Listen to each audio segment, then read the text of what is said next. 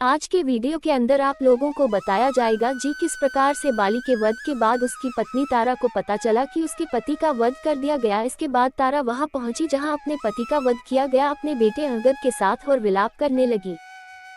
आप लोगों से नम्र निवेदन है कि हमारे चैनल को सब्सक्राइब जरूर करें। जब तारा को वाली की मृत्यु का समाचार मिला तो वह अत्यंत उद्विग्न हो गई और रोती हुई उस स्थान पर आई जहाँ वाली का शव पड़ा था। तारा और अंगद वाली के शव से लिपटकर बिलक बिलक कर रोने लगे। उन दोनों को इस प्रकार रोते देख सुग्रीव को अत्यंत दुख हुआ। उसके नेत्रों से अश्रु बहने लगे।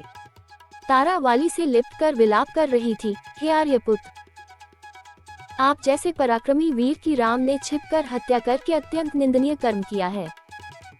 हे नाथ, आप मौन होकर क्यों पड़े हैं? आप अपने पुत्र अंगद को किसके सहारे छोड़ गए? देखिए वह किस प्रकार से बिलक बिलक कर रो रहा है। हे आर्यपुत्र, आज आप ऐसे निर्मोही कैसे हो गए? हे स्वामी, आप मुझे और अंगद को किसके भरोसे छोड़े जा रहे हैं? सुग्रीव, आज तुम्हारा मनोरथ सफल हो गया। अब आनंद से राज्य का सुख भोगो। आज मेरे पास पुत्र, ऐश्वर्य सब कुछ होते हुए भी मैं विधवा के नाम से पुकारी जाकर संसार में तिरस्कृत जीवन व्यतीत करूंगी। पुत्र अंगद, अपने धर्म प्रेमी पिता का अंतिम दर्शन कर लो।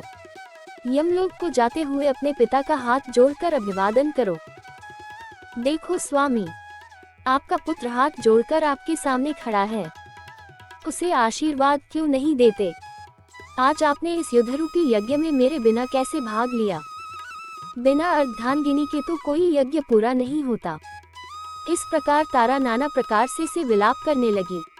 वाली के वानर सरदारों ने बड़ी कठिनाई से उसे शव से अलग किया। धनुष धारण किए राम को देखकर तारा उनके पास आकर बोली, हे अमलकमल दलोचन राम, आप वीर, तेजस्वी, धर्मात्मा और महान दानवीर हैं। मैं आपसे एक दान मांगती हूँ। जिस बाण से आपने मेरे पति के प्राण लिए हैं उसी बाण से मेरे प्राण भी हर लीजिए, ताकि मैं मरकर अपने पति के पास पहुँच जाऊँ। मेरे पतिदेव स्वर्ग में मेरी प्रतीक्षा कर रहे होंगे। तारा के मर्मस्पर्शी शब्दों को सुनकर रामचंद्र बोले, तारा, तेरा इस प्रकार शोक और विलाप करना व्यर्थ है। सारा संसार परमात्मा के द्वारा बनाए गए विधान के अनुसार चलता है। विधाता की ऐसी ही इच्छा थी, ये सोचकर तुम धैर्य धारण करो।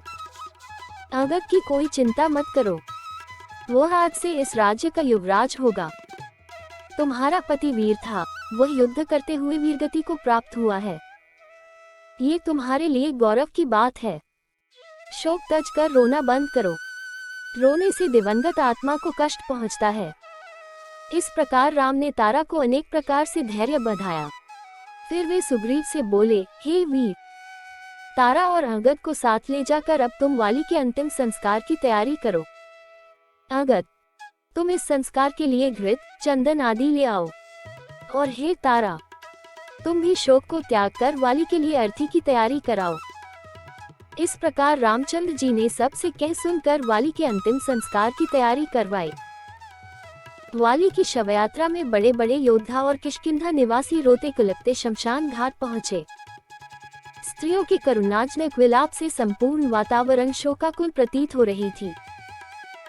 नदी के तट पर जब चिता बनाकर वाली का शव उस पर रखा गया तो संपूर्ण वातावरण एक बार फिर करुण चीत्कार से गूंज उठा।